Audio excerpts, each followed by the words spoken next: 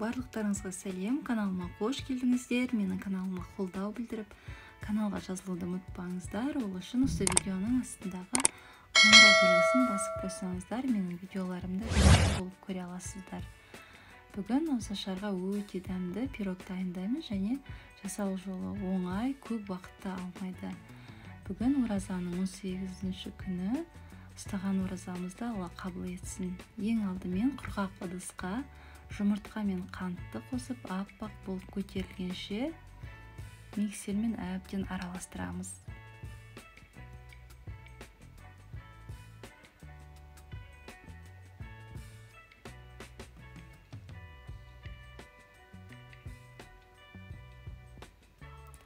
Міне осылай аппақ болып көтерілген соң үстіне қаймақ пен бөлме температурасында тұрған сары майды қосып, тағы да аз ғана араластырамыз.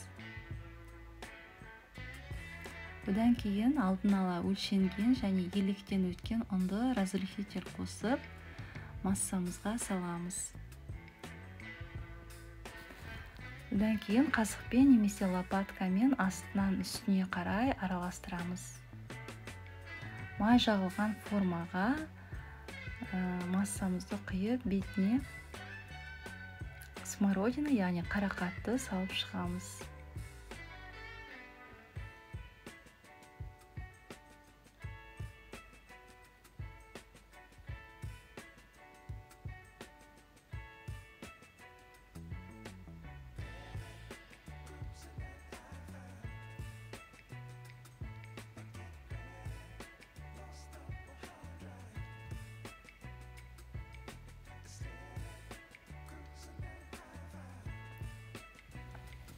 Қызып тұрған пешке 180 градуста 30-35 минут уақыт арасында пісіріп аламыз.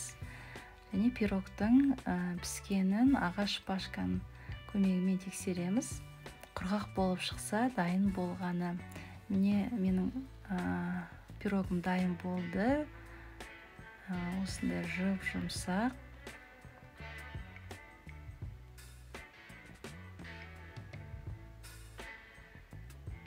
Және дәмді болып шықты. Видео ұнап жатса, лайк басып, пікір қалдыруды ұмытпаңыздар.